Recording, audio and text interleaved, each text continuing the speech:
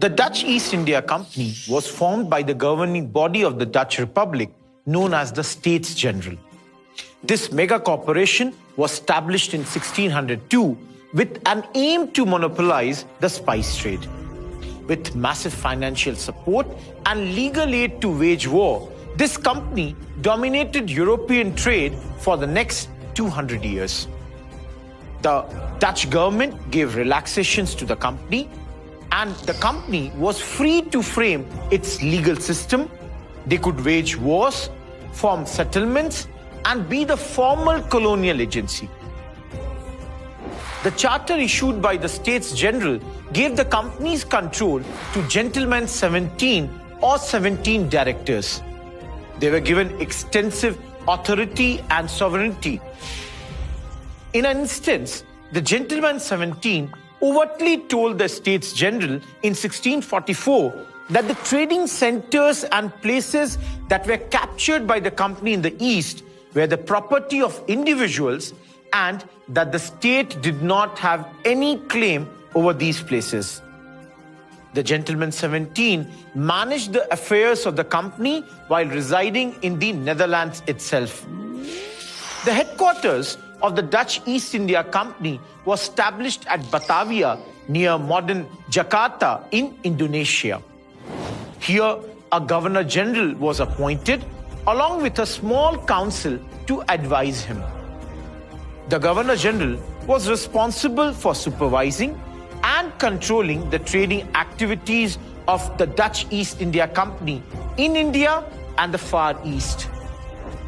However, India was not initially a hot catch for the Dutch. The Dutch had an eye on the Indonesian islands given their keen interest in the spice trade. India just happened to be a trading depot. However, once they realized the importance of Indian textiles, there was no looking back. Soon they realized that India was an unavoidable link that facilitated trade with Southeast Asia. Calico was a sought-after cloth from Calicut in the Malabar coast. This cloth was exported by the Portuguese who introduced it in Europe. Since the Dutch saw Indian cloth as an essential commodity of exchange, the Dutch trading centers in India became the trading depots. These depots were used for exchanging commodities. The Dutch were not looking for territorial control as their main interests lay in the Spice Islands. The Dutch soon established their first factory at Masulipatam in North Coromandel in 1605. Gradually, they expanded their trade network in India to exchange textiles with the spices procured from the Spice Islands of Indonesia or the Malaccas, Banda and Celebes. Indian cloth had such great demand that Hendrik Brouwer, the Governor General of the Dutch settlements in East India from 1632 to 1636, referred to Coromandel as the left arm of the Moluccas. Eventually, the Dutch expanded their trade network and established trading centers in different parts of our country. The notable features of Dutch trade with India were the Dutch used violence to gain rights over certain products and control over markets with an aim to minimize competition from the natives, something which many others had done before them. The Dutch used strategies like the pass system to keep the Asian adversaries from Indonesia and India at bay and paid low rates to producers in the Spice Islands. By the time the Dutch became a dominant player, the composition of Euro-Indian trade changed. The importance of pepper and spice as major import items from India to Europe had declined. Whereas textiles and raw silk imports into Europe increased from 16% to 55% by the end of the 17th century. Goods like cotton, indigo, saltpeter, raw silk, and opium were the major goods traded by the Dutch. For textiles, the Dutch depended on Gujarat and Masulipatam, whereas raw silk and opium came from Bengal.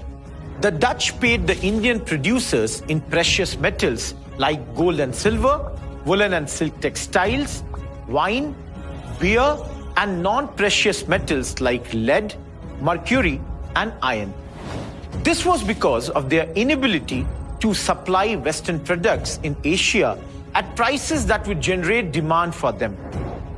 Please remember, an important dimension of this bullion for goods model of Euro-Asian trade was that for the Europeans, the profits were almost entirely derived from the sale of Asian goods in Europe rather than from the sale of European goods in Asia.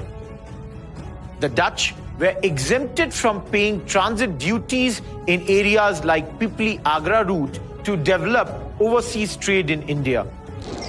Generally, the custom duties charged by the Mughal imperial authorities and other regional rulers were ordinarily the same as that extracted from the Indian merchants. Therefore, the Dutch company operated in the Indian market like other group of Indian merchants without special privileges and restrictions on their activities. After the formation of Dutch East India Company, the Dutch expanded their trade network in the East and in India. They set up factories that served as warehouses and not as manufacturing depots in Masulipatam in 1605. Later, in Pulicat, Surat, Agra, Pipli, Hooghly, Patna, Chinsura, Kasim Bazar near Murshidabad, Bengal, Balasore, Negapattam, presently known as Nagapattinam, and Kochi. Each factory had a factor who was responsible for sending regular reports to Batavia consisting of information about trading activities, import and export of goods, list of ships, and the like. The factory set up at Pulicat in 1610 became the Coromandel Dutch Directorate's headquarters. In 1613, Fort Geldria was established in Pulicat.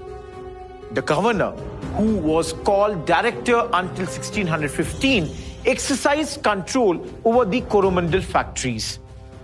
The second in command was the head of the factory at Masulipatam. However, the seat of the whole directorate's headquarters was shifted from Pulicat to Nagapattinam in southern Coromandel coast in 1690. This was probably done because the Dutch had constructed a very strong castle in Nagapattinam called the Fort Vif Zenen. This fort could have served as a very strong fortified base for the Coromandel Dutch Directorate. In general, all Dutch factories had walled compounds with both the living area and storehouse for valuable goods. This was the general structure and composition of Dutch establishments. In 1665, the factories at Bengal were grouped into a separate directorate, and the factory at Hooghly was the station of the Dutch Directorate.